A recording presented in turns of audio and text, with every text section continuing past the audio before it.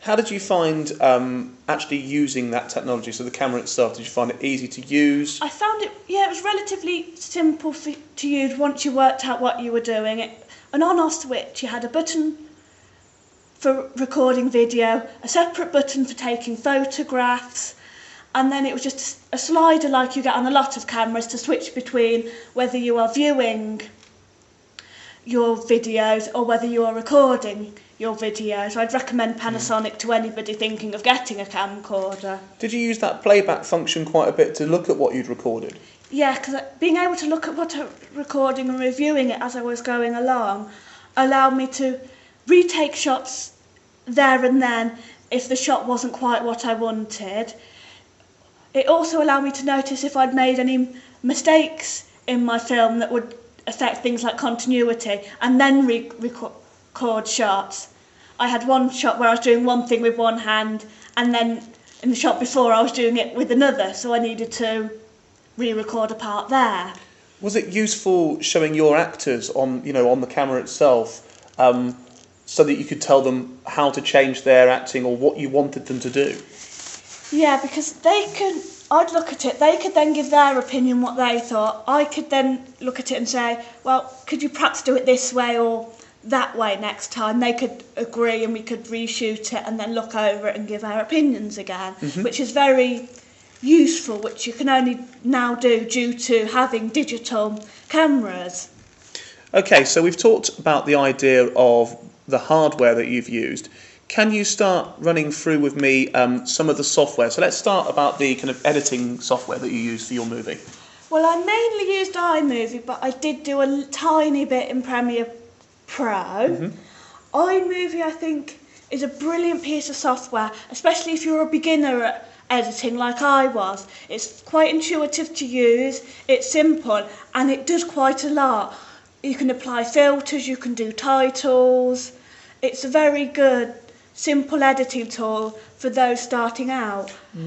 Just to interrupt, what kind of effects did you use on iMovie in your editing sequences? Well, I inserted title slides, which I learnt not only how to insert plain title slides, but title slides on top of images and pieces of film, which then helped me create certain effects to create a more professional finish. Also, I worked out how to fiddle with the contrast to apply a coloured filter onto certain shots. Like for the shots from a zombie point of view, I applied a green filter, so it was very clear you were changing from one perspective to another. And also green is a colour that's very much associated with zombies and gunk and that style of horror films. So what kind of things couldn't you do in iMovie that you had to then use Premiere Pro for then, Sam? Well, things with Premiere Pro, it's a lot more customisable. Rather than just having a green filter that you can change the tone of green slightly, you can merge the colours a lot more, and you can add more effects between different clips to help create a more smoother, professional, personalised look than you can recreate with the relatively simple iMovie. So the fact that Premiere Pro is so customisable, as you said, does that mean it's a more difficult piece of software to use? In a way, yes, because it's a lot more cluttered look, so it's a bit more, right, where do I actually have to click to use this, whereas iMovie, it's very simple. Right, you click on the cog, you can do most functions.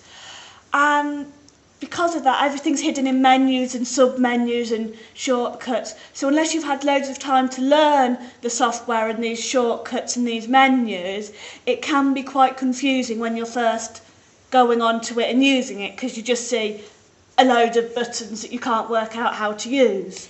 If you were editing again, would you try and use more Premiere Pro and get yourself trained up on that, or do you think in fact iMovie's got everything you need for it? I think I would have probably used more Premiere Pro if I'd had more time, because then I could have created a more individual, professional looking film than you can create in iMovie. But iMovie still had some useful features like the title sequences, which are very easy to use, which I perhaps would have created and then exported into Premiere Pro. So we've talked about the editing software you use. What about some of the different software you use for the other parts of your productions, so the film poster and the review? Well, the film poster and review, I created them using Publisher, which is a very nice, simple piece of software for creating articles and posters. However, some of the pictures I then had to edit on Photoshop to create the effect that I want. Now, Photoshop is, once again, it's like Premiere Pro. It's a software you very much have to learn how to use. You have to learn the menu systems and the shortcuts, and it's quite complicated. And I think without the help I would have got, I would have really struggled to use Photoshop as a tool. However, if I tried harder and learnt to use it better, I would have been able to create both my entire article and poster on Photoshop, which I think could have created a more professional look than I created using Publisher. However, you can still create very professional looking posters using Publisher. It is a very good piece of software that's very easy to work out how to use. What sort of effects did you manage to put onto your images using Photoshop? Well, I managed, because my film's called Through the Lens and has a handheld camera style, I tried to create this sort of fisheye distorted sort of look, which then makes it look as if you are viewing the image through a camera lens. I also tried to blur the image slightly to make it look almost slightly pixelated, which is an effect you can sometimes get with digital cameras, which then also reinforces the fact that you're looking at this zombie image through the lens of a camera, rather than just looking at it as a photo or like you're just looking at it there. Now, obviously, you chose to use a blog to kind of document your kind of processes throughout your kind of production tasks and your planning and your research. So how easy was it to use a blog, and what were some of the benefits from it? The benefit of it was you could just update it there and then. You could say a little bit at a time, oh, I've done this now, it went really well, or I've tried filming now, but it was a problem, my actors didn't turn up, blah, blah, blah. And it was also relatively simple to insert things like images and videos, though videos was much easier to do if you had YouTube than trying to upload directly. Images were easy to upload just directly. The only thing I had a problem with was uploading audio, as you can't upload audio clips directly to Blogger. I had to turn them into videos to upload to YouTube before I could put them in my blog. Embedding is something I've also learnt how to do, and is actually fairly simple once you know how. A lot of things like Prezi, they have an embed option. You then just copy that piece of code. You then have to go to the HTML section of Blogger and copy it in there, go back to Compose, and you've got it there. It's simple once you know how to do it.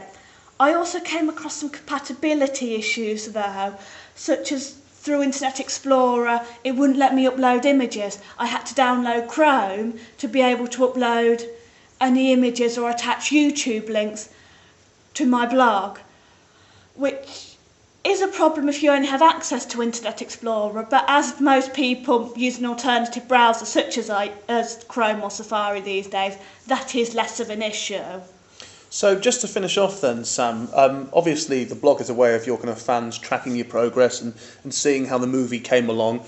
Do you think that it was a good system to be able to show them the kind of step-by-step process you were going through and the progress that you made through filming? Yeah, because you're posting on a day-by-day basis rather than just doing one big piece at the end, it allows them to see, oh, this is the first draft, this is what they've got so far, or, oh, this is how the poster's coming along. And then they can always type feedback, because you can comment on Blogger. They can type feedback saying, oh, why don't you do this, or why don't you do that, which then allows me to improve my product.